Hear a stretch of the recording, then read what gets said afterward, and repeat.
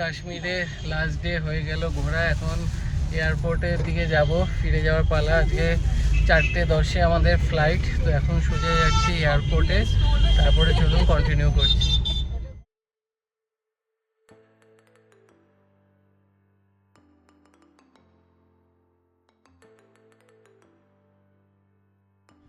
এরিয়াতে ঢোকার আগেই আমাদের কিন্তু বাইরে থেকেই পুরো লাগেজ আর পুরো সিকিউরিটি চেক ইন কিন্তু হয়ে গেল, যেটা আমাদের কলকাতাতে হয় এয়ারপোর্টের ভেতরে একদম প্রেমিসিসে। তো এখানে জাস্ট মানে এই এরিয়াতে ঢোকার পরেই একটা অফিস মতন আছে, সেখানে পুরো ব্যাগ স্ক্যান হলো এবং আমাদের চেক ইন হয়ে গেল। তো এবার যাচ্ছি আমরা এয়ারপোর্টের দিকে। এয়ারপোর্টে বসে আছি, বোর্ডিং পাসও পেয়ে গেছি, সিকিউরিটি চেক ইন হয়ে গেছে। 3:25 থেকে বোর্ডিং শুরু হবে আর এখান থেকে ছাড়বে 4:10-এ। যাবো আমরা দিল্লি, তারপর দিল্লি থেকে আবার আমাদের কলকাতার ফ্লাইট রয়েছে। তো বোর্ডিং শুরু হলে তারপর আবার সুন্দর একটা ওয়াল পেন্টিং করছেন এরা।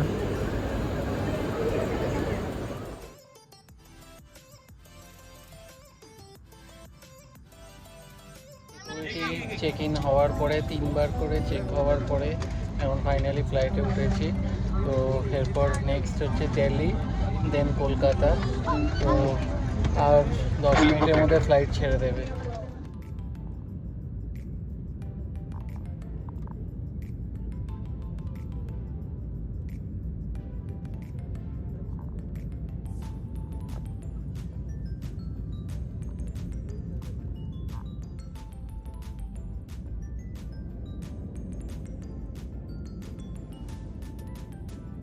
দিল্লি পৌঁছে গেছি, আমাদের এবার যেতে হবে সেম টার্মিনালেই রয়েছে, ইন্টারনাল ট্রান্সফার দিয়ে গিয়ে এরপর কলকাতার ফ্লাইট ধরতে হবে। ব্যাগেজের এখানে মানে 1 নম্বর বেল্টের ওখান থেকে ট্রান্সফার অপশান আছে, তো ওখান দিয়ে আমাদেরকে যেতে হবে কলকাতার ফ্লাইট ধরার জন্য। ইন্টারনাল ট্রান্সফার অপশান দেওয়া আছে, এক্সিট, ব্যাগেজ বেল্ট আর ট্রান্সফারের।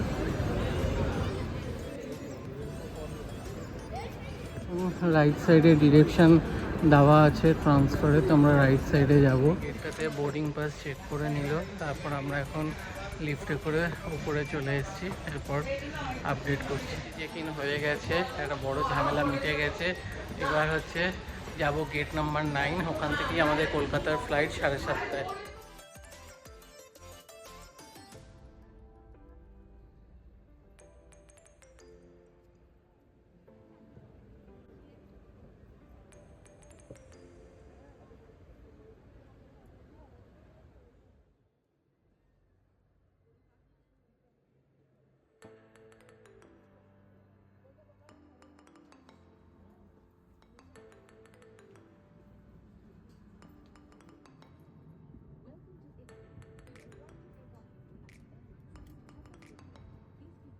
উঠে গেছি, এখন 7:30টায় ফ্লাইট ছাড়বে। এটা 9:45-এ পৌঁছাবে কলকাতা। তো চলুন ছাড়লে তারপর আপডেট দিচ্ছি।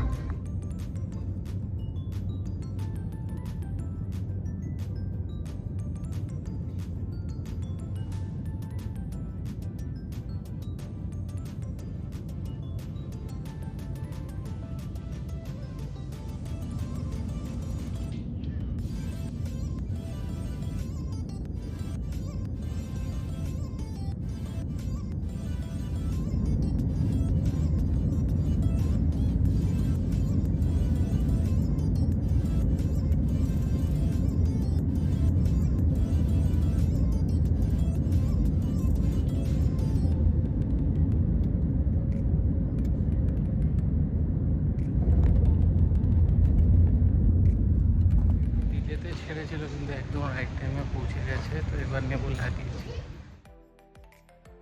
আমরা লাগেজ নিয়ে বেরিয়ে পড়েছি। তো কাশ্মীরের ট্রিপ এখানেই শেষ হচ্ছে। টিকিট আমরা 1.5 মাস আগে কেটেছিলাম, পড়েছিল রাউন্ড ট্রিপ 23,000 টাকা। তো ভিডিওটা ভালো লাগলে ভিডিওটা লাইক করবেন, শেয়ার করবেন, চ্যানেলটা সাবস্ক্রাইব করে দেবেন। আবার দেখা হবে নতুন ভিডিও।